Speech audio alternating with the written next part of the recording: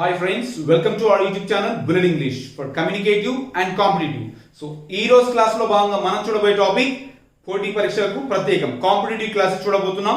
So already ఇంతకుముందు previous class లో మనం ఇఫ్ కండిషన్స్ గురించి చూసాము.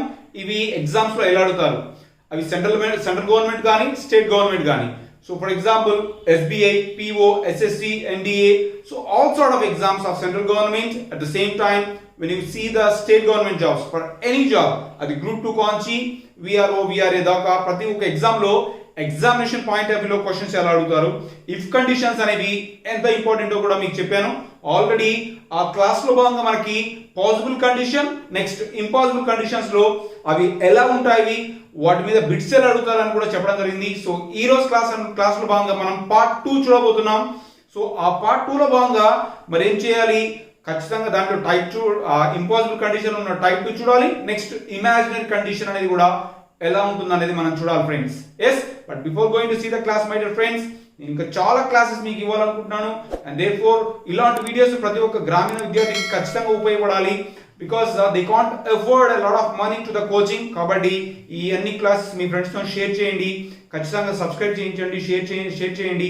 మీకు ఎలాంటి డౌట్ ఉన్నా సరే కామెంట్ బాక్స్ లో మెన్షన్ చేయండి friends. Now let us see the class. Yes, so మనకి ప్రీవియస్ క్లాస్ లో మనం చూసిన క్లాస్ లో ఇంపాసిబుల్ కండిషన్ చూసాం. ప్రీవియస్ అయిపోయింది impossible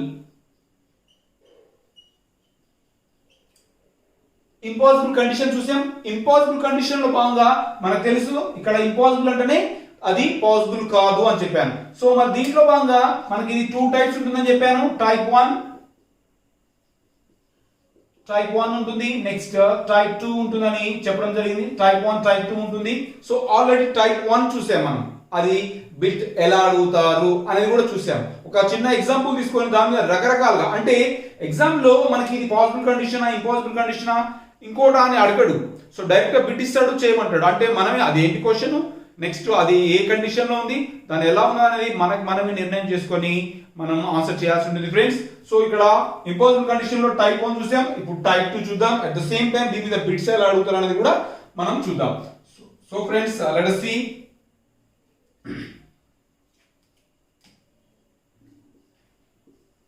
If plus subject plus had plus V3 plus object. Next, subject plus would, could, might plus V3 plus object. Next, should also can be used. So friends, మరి ఇదంటే ఏంటంటే ఖచ్చితంగా మనకి ఈ pattern నేర్చుకుంటేనే మనకి exam లో ఖచ్చితంగా చేయగలము. మరి ఈ ప్యాటర్న్ ఏంటంటే మనకి కామన్ గా ఇది subject had V3 plus object. చూడండి, ఇది పాస్ట్ పర్ఫెక్ట్ అన్నమాట. యాక్టివ్ వాయిస్ ఉన్న పాస్ట్ పర్ఫెక్ట్, దీన్ని మనం ఇక్కడ తీసుకుంటాం. నెక్స్ట్ సబ్జెక్ట్ ఇక్కడ హ్యావ్ వస్తుంది friends. Yeah, would, could, might, should. So subject would, could, might, should, have V3 plus object.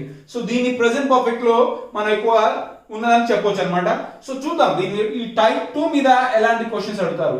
So ఇక్కడ మనం నేర్చుకోవాల్సింది ఏంటంటే టైప్ 1 లో ఆన్సర్ ఒకే రకంగా ఉంటుంది, టైప్ 2 లో కూడా ఒకే రకంగా ఆన్సర్ ఉంటుంది. బట్ చెప్పే విధానం వేరు అనమాట. చెప్పే విధానం వేరు, దాని యొక్క కొంచెం సెన్స్ తేడా ఉంటుంది. మనకి ఇక్కడ అవసరం లేదు, లాంగ్వేజ్ పాయింట్ ఆఫ్ వ్యూ ఉన్నప్పుడు ఆ సెన్స్ ఎలా ఉంది అంటే మనం ఎప్పుడైతే లాంగ్వేజ్ పాయింట్ ఆఫ్ వ్యూ ఎక్కువ రీసెర్చ్ చేస్తామో అప్పుడు మనకి ఇది అవసరం ఉంటుంది. సో ఎవరైతే కాంపిటేటివ్ క్లాస్ అటెండ్ అయ్యి మామూలు చేయాలనుకుంటున్నారో it's not at all needed my friends. So మనం చూద్దాం ఇప్పుడు. సో ఇక్కడ చూడండి, ఫర్ ఎగ్జాంపుల్ ఇఫ్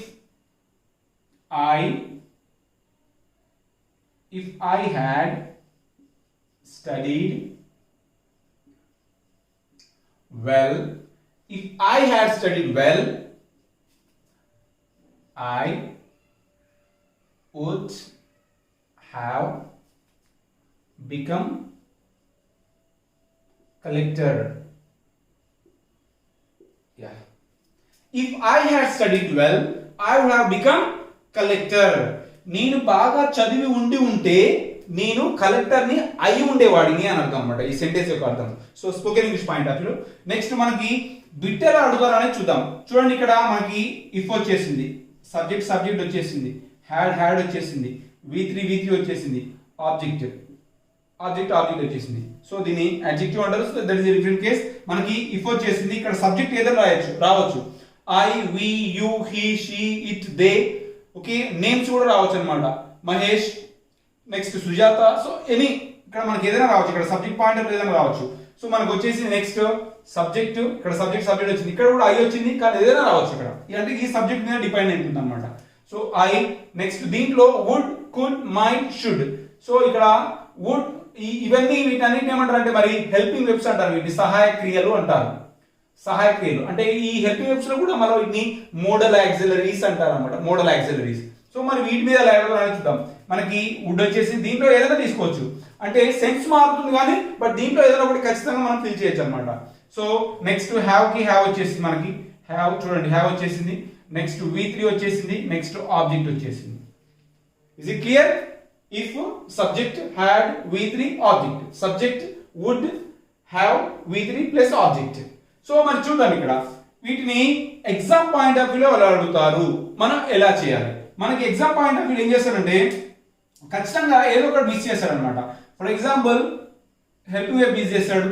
మిస్ చేసి ఏమి ఇస్తాడంటే has, B, have, C, having, D, had అని ఇస్తాడు సింపుల్ గా. ఇది మిస్ చేస్తాడు అనమాట. If I dash studied well I would have become collector. So మనం దీన్ని ఎలా చేయాలంటే మనకి ఏమనుకుంటాం, ఇఫ్ హ్యాస్ కాదు, ఎట్టి పరిస్థితుల్లో కాదు. అంటే మనకి ఎప్పుడైనా సరే ఏదైనా టాపిక్ ని మనం చదవాలని ప్రయత్నం చేసినప్పుడు చాలా లోతుగా అధ్యయనం చేయాల్సిన అవసరం ఉంటుంది. ముఖ్యంగా కాంపిటేటివ్ పాయింట్ ఆఫ్ వ్యూ మీకు తెలుసు, ఎందుకంటే ఆల్రెడీ మీరు కాంపిటేటివ్ వరల్డ్ లో ఉన్నారు. దేని ఎంతగా చదివితే, ఎంత కాంప్రహెన్సివ్ చదివితే మనం బిట్ చేస్తాం అనేది మనకు తెలుసు. సో చూద్దాం. ఇక్కడ హ్యాస్ అనేది రాంగ్. ఇక్కడ ఐ హ్యావ్ అనొచ్చు, బట్ ఇంపాసిబుల్ కండిషన్ ప్రకారం మనం టైప్ 2 లో ఉన్నాం. ఇంపాసిబుల్ కండిషన్ అంటే జరిగిపోయింది అని అర్థం. అంటే దాన్ని ఇక్కడ పాస్ట్ పర్ఫెక్ట్ మాత్రమే జోడించి చెప్పాలి. అది రూల్ బ్రేక్ చేయకూడదు అనమాట. సో హ్యావ్ అనేది కూడా రాంగ్. నెక్స్ట్ హ్యావింగ్ అనేది కూడా రాంగ్, ఎందుకంటే మనకి V3 రావాలి, సారీ హ్యాడ్ రావాలి ఖచ్చితంగా. సో హ్యావింగ్ రావాలన్నమాట. నెక్స్ట్ మనకి మిగిలింది ఏంటి, హ్యాడ్. సో ఇక్కడ ఏంటంటే subject had V3 plus object రావాలి. అంటే పాస్ట్ పర్ఫెక్ట్ అన్నమాట. ఇది పాస్ట్ పర్ఫెక్ట్ మాత్రమే రావాలి. ఎందుకు రావాలంటే అది ఖచ్చితంగా రూల్. అది ఇంపాసిబుల్ కండిషన్ సంబంధించి టైప్ 2 కి సంబంధించి పాస్ట్ పర్ఫెక్ట్ మాత్రమే రావాలి. సో మనకి ఇలా మిస్ చేసి మనకి ఎగ్జామ్ లో అడుగుతాడు. మరి అలా కాకుండా ఈ స్టడీడ్ అనేది కూడా మిస్ చేసి అడుగుతాడు. For example A study, B studies, C studying, D studied. So ఈ రకంగా అడుగుతాడు అనమాట. సో ఇఫ్ ఐ హ్యాడ్, ఇక్కడ హ్యాడ్ ఉంటుంది అప్పుడు, మళ్ళీ ఇక్కడ హ్యాడ్ ఉంటుంది, ఇది ఉండదు, స్టడీడ్ ఉండదు అనమాట. So if I had study, ఇక్కడ మనకి ఏం రావాలి మరి, V3 రావాలి. సో ఇది రాంగ్ ఆన్సర్. నెక్స్ట్ స్టడీస్ అంటే కూడా ఇది కూడా రాంగ్, ఎందుకంటే ఇది V1 రాంగ్, ఇది కూడా V1, దీంట్లో డస్ ఉంది, ఇది కూడా కాదు. నెక్స్ట్ స్టడీయింగ్, దీంట్లో ఇన్ఫార్మ్ ఉంది, సో రాంగ్, ఇది V4, దట్ ఇది V4 మళ్ళీ, ఇది కూడా V1 అన్నమాట. సో మనకి ఇక్కడ స్టడీడ్ అని ఉంది, ఇది V3. మరి స్టడీడ్ అనేది మనకి V2 కూడా ఉంటుంది కదా, అంటే study, studied, studied, studying, V1, V2, V3, V4, వెరుపుకు 4 రూపాయలు. సో V3 మాత్రం తీసుకుంటాం. మరి దీన్ని V2 కూడా అనొచ్చా అని అంటే అనకూడదు, ఎందుకంటే ఆల్రెడీ హ్యాడ్ ఉంది కదా. హ్యాస్, హ్యావ్, హ్యాడ్ పక్కన మనకి ఒక వర్బ్ ఫామ్ ఉందనుకోండి, దాన్ని V3 కింద మనం తీసుకోవాలి. ఇక్కడ చూడండి, ఫర్ ఎగ్జాంపుల్ హ్యావ్ పక్కన V3 ఉంది. ఇక్కడ బికమ్ అన్నాం, అంటే బికమ్, బికేమ్, బికమ్, బికమింగ్ అలాగనే చెప్పాలి. సో బికమ్, బికేమ్, బికమ్ అవుతుంది మళ్ళీ. సో V1, V3లు ఒకే రకంగా ఉన్నాయి, బట్ వాటి మీనింగ్ వేరే అన్నమాట. సో ఈ రకంగా మనకు ఆన్సర్ అర్థమైపోయింది. ఇక్కడ స్టడీడ్ అని మనకు అర్థమైపోయింది. ఆన్సర్ వచ్చేసి studied. So if I had studied well I would have become collector. So ఈ రకంగా మనని క్వశ్చన్ అడిగే ఛాన్స్ ఉంది, అది మనం గమనించాలి ఖచ్చితంగా.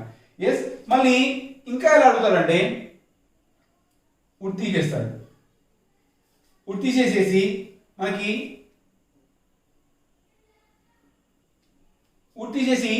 ఎలా ఇస్తాడంటే A will B, can, C should కాదు, మనకి షుడ్ కాకుండా షల్ ఇస్తాడు. నెక్స్ట్ డి వచ్చేసి వుడ్ ఇస్తాడు. సో మనకి అక్కడ అర్థమైపోతుంది అనమాట. అంటే మనకి ఇంపాసిబుల్ కండిషన్ లో మనం హెల్పింగ్ వర్బ్స్ ఏం తీసుకోవాలంటే వుడ్ లేక కుడ్ లేక మైట్ లేక షుడ్ మాత్రమే తీసుకోవాలి.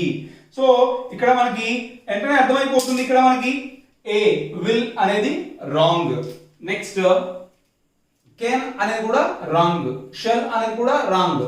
సో డి వుడ్ అనేది మనకి రైట్ ఆన్సర్ అవుతుంది. సో ఈ రకంగా మనకి క్వశ్చన్ చేస్తాడు. సో మనకి ఏంటంటే ఈ ప్యాటర్న్ ఒక్కటి గుర్తుపెట్టుకుంటే మనకి ఎగ్జామ్ లో ఎలా ఇచ్చినా చేయొచ్చు అనమాట. మనం అనుకుంటాం దగ్గర దగ్గర ఉన్నాయిగా ఇదే కావచ్చు, ఈజీగా చేయొచ్చు, ఏముందిలే అనుకుంటాం. బట్ ఎగ్జామ్ పాయింట్ ఆఫ్ వెళ్ళేసరికి ఖచ్చితంగా మనకి పొరపాటు చేస్తుంటాం. అలా కాకుండా కూడా ఏం చేస్తుంటాడంటే మీకు ఏం చెప్తున్నానంటే రకరకాల క్వశ్చన్స్ ఎలా ఇస్తారు, ఒక సింగిల్ దాని మీద క్వశ్చన్స్ ఎలా అడుగుతారు అనేది మీకు చెప్పడం జరుగుతుంది. ఇప్పుడు ఇది మొత్తం కూడా తీసేస్తాడు. ఇప్పుడు హ్యావ్ బికమ్ అనేది మొత్తం కూడా తీసేస్తాడు. తీసేసి ఎలా ఇస్తాడంటే A will have become, B shall have become,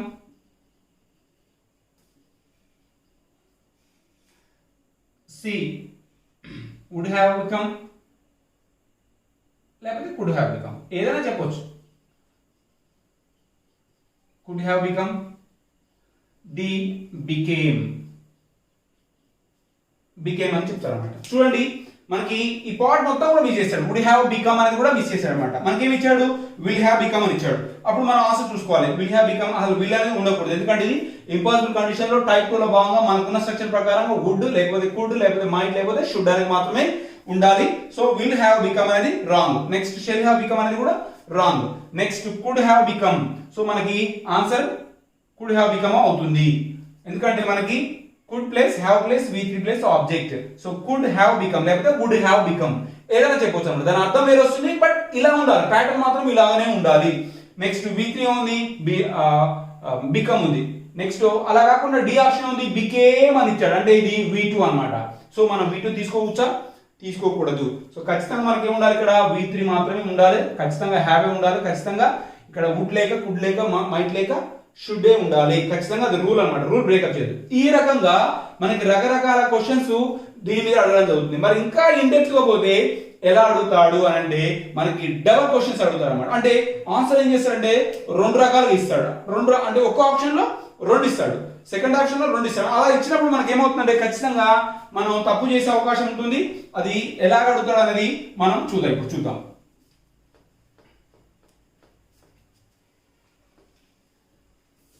so friends, ఇదంతా కాంపిటేటివ్ పాయింట్ ఆఫ్ వ్యూలో మనకి క్లాస్ చెప్తున్నాను, మీరు గమనించాలి. ఖచ్చితంగా క్లాస్ అనేది రెగ్యులర్ గా వింటే మంచిగా స్కోర్ చేస్తారు. అది ఏ ఎగ్జామ్ అయినా సరే, సెంట్రల్ గవర్నమెంట్ కానీ స్టేట్ గవర్నమెంట్ కానీ ఎలాంటి ఎగ్జామ్ అయినా సరే ఖచ్చితంగా చేస్తారు. మీరు భయపడాల్సిన అవసరం లేదు. So we let the same example. If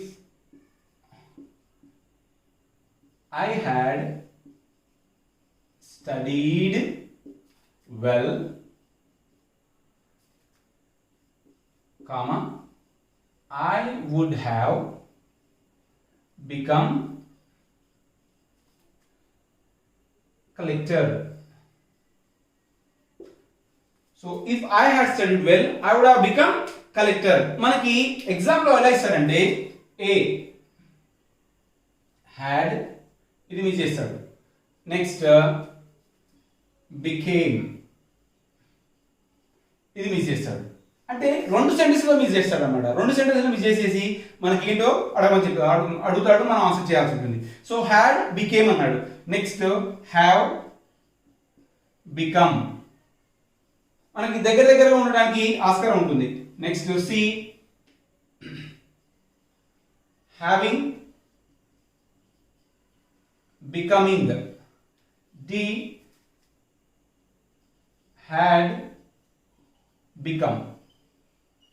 చూడండి మనకి రెండు ఆప్షన్స్ ఇచ్చాడు అన్నమాట. అంటే ఒక ఏ అనే ఆప్షన్ నే 2 ఆన్సర్స్ ఇచ్చాడు, బి అనే ఆప్షన్ లో 2 ఆప్షన్స్ ఇచ్చాడు. మరి ఇప్పుడు వీటిలో ఆన్సర్ ఎలా చేయాలని చూడాలి. మనకి ఇక్కడ ఇది కనపడదు, ఇది ఎలాంటిగా మనకి ఇక్కడ ఇది కనపడదు, ఇక్కడ బికమ్ అనేది కూడా మనకి కనపడదు అనమాట. అప్పుడు మనకి ఫస్ట్ ఆప్షన్ చూడండి, హ్యాడ్ ఇచ్చాడు అనగా మనం అనుకుంటాం ఓకే స్ట్రక్చర్ ప్రకారం ఇంపాసిబుల్ ప్రకారం దాని ప్రకారం టైప్ ప్రకారం హ్యాడ్ ఉండాలి, హ్యాడ్ వచ్చేసింది రైట్, ఇది రైట్ అనుకుంటాం. వెంటనే బికేమ్ అని ఇచ్చాడు, బికేమ్ అనగా ఇక్కడే ఉండాలి మనకి V3 ఉండాలి.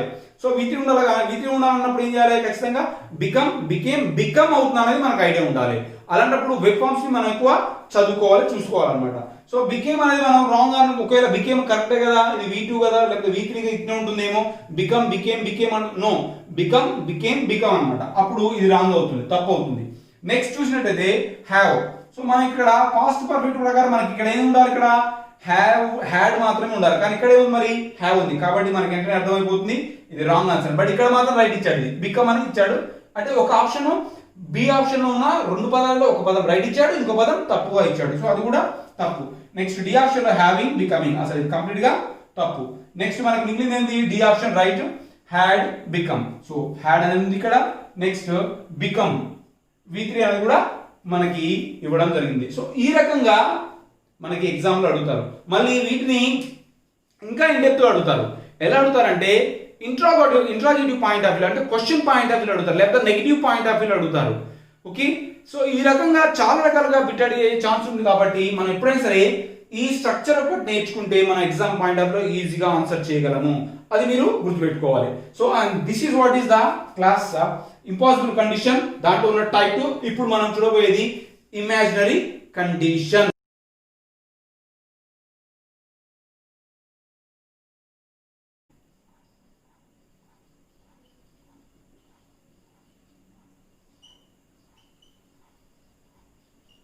ఇమాజినరీ కండిషన్ అంటే, ఇమాజినరీ అంటే మీకు అర్థమవుతుంది ఊహ అని, జరగదు అని అర్థమవుతుంది. ఇమాజినరీ కండిషన్ మనం ఊహించుకొని చెప్పేవి అనమాట. మరి దీనికి ఎలా స్ట్రక్చర్ ఉంటుంది అనేది చూద్దాం. If plus subject verb plus object. ఇక్కడ మనకి వెర్బ్ ఫామ్ ఉండదు, అది గుర్తుపెట్టుకోవాలి. వెర్బ్ ఫామ్ ఉండదు. సబ్జెక్ట్ ఐ వుడ్, లేకపోతే కుడ్, లేకపోతే might plus V1 plus object. So ఇలా ఉండాలన్నమాట. కొంచెం కన్ఫ్యూజన్ ఉంటుంది చూడండి. మనకి టైప్ 2 లో ఉన్నంత ఇబ్బందిగా మనకి ఇక్కడ క్లాస్ లో ఉండదు, అది మీరు గమనించండి. ఎందుకంటే అది కొంచెం if plus subject plus had V3 plus object, next subject would have, should have, could have, might have, V3 plus object ఉంటుంది. బట్ ఇక్కడ మాత్రం చాలా ఈజీగా ఉంటుంది. ఇఫ్ సబ్జెక్ట్ వర్ అనగానే ఇక్కడ మనకి ఆబ్జెక్ట్ ఉంది, మనకి వెర్బ్ ఫామ్ లేదు, మెయిన్ వెర్బ్ ఫామ్ లేదు. Next subject would, could, might, మళ్ళీ ఇక్కడ V1 మాత్రమే ఉంది, అది మీరు గమనించాలి. ఇప్పుడు నేను ఎగ్జాంపుల్ ఇస్తాను చూడండి. If I were Balu, that means Balasubrahmanyam, I would sing songs well. I would sing songs well. So if I were Balu, I would sing songs well. ఇప్పుడు చూడండి మనకి ఇఫ్ వచ్చేసింది, సబ్జెక్ట్ వచ్చేసింది, వర్ వచ్చేసింది, ఆబ్జెక్ట్ కూడా మనకి బాలు అయింది అనమాట. నెక్స్ట్ సబ్జెక్ట్ వచ్చేసింది, నెక్స్ట్ వుడ్ వచ్చేసింది, నెక్స్ట్ V1, నెక్స్ట్ ఇదంతా కూడా ఆబ్జెక్ట్ అన్నమాట. చూడండి, if I were Balu I would sing songs well. So నేను బాలసుబ్రహ్మణ్యం అయితే నేను పాటలు బాగా పాడగలుగుతాను, నేను పాడను అన్నమాట. So if I were a bird I would fly in the sky. నేనే పక్షిని అయితే నేను గాలిలో ఎగిరేవాడిని. అంటే ఏంటి, ఇవి జరగని వాటిని ఇమాజినరీ కండిషన్స్ ని మనం మొత్తం కూడా దీంట్లో చెప్తాం. మనం ముఖ్యంగా గమనించవలసింది ఏంటంటే దీంట్లో ముందు దాంట్లో ఉన్నదంట మెయిన్ వెబ్ ఉండదు. ఓన్లీ మరి వర్ ఏంటి, వాజ్ అనేది వర్ అవుతుంది కదా, ఏంటి యామ్ ఇస్ ఆర్ అనేది వర్ అయినట్టు, ఇక్కడ was next yam is was అయినట్టు, ఇక్కడ మరి ఆర్ వర్ అయింది కదా, ఇది పాజిటివ్ కదా అంటే కాదు. ఇక్కడ ఇది ఇమాజినరీ, ఊహాతీతంగా ఆలోచించడాన్ని మనకి ఇక్కడ ఇండికేట్ చేస్తాం. అలానే మాత్రం పాజిటివ్ కాదు, బట్ ఇది ఒక ఊహాజనితమైన దాన్ని మనం రాయడం కోసం వర్ ఉపయోగిస్తాం. సో ఇక్కడ మనం ఎగ్జాంపుల్ చూసినట్టయితే ఎగ్జాంపుల్ ఎలా అడుగుతారంటే, ఫర్ ఎగ్జాంపుల్ వర్ తీసేస్తాడు, was, next R, next C, if I am, next D, వర్ అనే ఎగ్జామినేషన్ లో అడగడం జరుగుతుంది. ఎగ్జామ్ పాయింట్ ఆఫ్ వ్యూ మీకు చూడండి, మనం ఒక ఎగ్జాంపుల్ తీసుకుంటున్నాం, వెంటనే దానికి ఎగ్జామ్ లో ఎలా అడుగుతారు, బిట్స్ ఎలా ఇస్తాడు, బిట్ ఇచ్చి మళ్ళీ ఇంకా రకరకాలుగా ఎలా ఇస్తాడు, అంటే ఒక 3-4 టైప్స్ లో, ఒక 5 టైప్స్ లో ఎలా క్వశ్చన్స్ చేస్తారు అనేది ఒక సింపుల్ ఎగ్జాంపుల్ తీసుకొని మనం చేయడం జరుగుతుంది ఫ్రెండ్స్. మనకు తెలుసు ఇక్కడ మరి ఇక్కడ దీని ప్రకారం చూసినట్టయితే ఇది మిస్ చేశారు, ఇక్కడ మనకి వర్ మిస్ చేశారు అనమాట. సో వాస్ కాదు, ఎందుకంటే స్ట్రక్చర్ లో భాగంగా మనకి ఏమి ఉండాలి, వర్ మాత్రమే ఉండాలి. నెక్స్ట్ ఆర్ అనేది రాకూడదు. నెక్స్ట్ యామ్, అయ్యాగానే యామ్ కదా అని మనం ఇక్కడ యామ్ తో చేస్తాం, లేకపోతే ఐ వాజ్ అనొచ్చు కదా, లేకపోతే ఐ యామ్ అనొచ్చు కదా, ఐ ఆర్ అనం. అంటే ప్రతి ఒక్క బేసిక్స్ ఉన్న వాళ్ళకి ఏం చేస్తారంటే I am I was okay, కానీ ఐ ఆర్ అని మాత్రం ఎక్కడ కూడా చదవలేదు. అంటే ఎంత లాంగ్వేజ్ రాకున్నా సరే, ఎంత గ్రామర్ పాయింట్ ఆఫ్ వ్యూలో రాకున్నా సరే, ప్రతి ఒక్కరికి ఏంటంటే మినిమం నాలెడ్జ్ ఉంటుంది లాంగ్వేజ్ పాయింట్ ఆఫ్ వ్యూలో. దాన్ని ఇక్కడ అప్లై చేయాలని చూస్తుంటారు, ఏం నేర్చుకోకుండా అప్లై చేయాలని చూస్తుంటారు, అది తప్పు. సో వాజ్ అనేది రాంగు, ఆర్ అనేది రాంగు, యామ్ అనేది రాంగు. మరి మనకి వర్ అనేది రైట్ ఆన్సర్, ఎందుకంటే స్ట్రక్చర్ ప్రకారం మనకు వర్ ఉండాలి ఖచ్చితంగా. So if I were Balu I would sing songs well. So ఈ రకంగా అడుగుతారు. మళ్ళీ ఇంకో రకంగా ఇంకో టైప్ ఎలా అడుగుతున్నాడో చూద్దాం. ఇక్కడ మిస్ చేస్తాడు, వుడ్ మిస్ చేస్తాడు. వుడ్ మిస్ చేసి will, next shall, next was, next D, would. So ఈ రకంగా ఇస్తాడు అనమాట. ఇప్పుడు మనం ఎగ్జామ్ లో ఎలా చేయాలి? So I will sing songs wells బాగానే ఉంది కదా అనుకుంటాం, అలా చేయదు. ఖచ్చితంగా ఈ స్ట్రక్చర్ ఏముంది అదే రావాలి. వుడ్ లేక కుడ్ లేక మైట్ రావాలి, ప్లస్ V1 మాత్రమే ఖచ్చితంగా ఉండాలి. సో విల్ అనేది రాంగ్. నెక్స్ట్ షెల్ అనేది కూడా రాంగ్, అక్కడ లేదు. నెక్స్ట్ వాజ్ అని కూడా రాంగ్. మనకు ఉన్నది ఏంటి ఆప్షన్? వుడ్ ఉంది. సో మనకు ఆన్సర్, మనకి స్ట్రక్చర్ ఏముంది? Subject would plus V1 plus object. So I would sing songs well. So ఈ రకంగా మనకి ఎగ్జామ్ లో అడిగే ఛాన్స్ ఉంటుంది వుడ్. నెక్స్ట్ ఈ రెండు కూడా మిస్ చేస్తాడు. సో లేకపోతే ఇక్కడ వెల్ ఫామ్ ఇస్తాడు. అంటే రకరకాల అడిగే ఛాన్స్ ఉంది అన్నమాట. ఎప్పుడైతే మనం వీటి గురించి పాసిబుల్ కండిషన్ గురించి, ఇంపాసిబుల్ కండిషన్ గురించి, ఇమాజిన్ కండిషన్స్ గురించి మనం మాస్టర్ చేస్తామో, బాగా అర్థం చేసుకుంటాం, అప్పుడు బిట్స్ ని ఈజీగా చేయొచ్చు. సో ఈ రకంగా చూసారు ఫ్రెండ్స్. నెక్స్ట్ క్లాస్ లో మనం ఏం చేయబోతున్నాం అంటే ఈ కండిషన్స్ మొత్తం కూడా మనం ఎంతవరకు నేర్చుకున్నాము, ఇవన్నీ ఇక్కడ మనకి స్ట్రక్చర్స్ ఏముండవు. స్ట్రక్చర్స్ లేకుండా మీకు డైరెక్ట్ గా నేను బిట్స్ ఇస్తాను. ఆ బిట్స్ మనం ఎలా ఉంటాయో మనం చూడబోతున్నాం friends. And this is what is the class. It's enough. Have a good day. Thank you.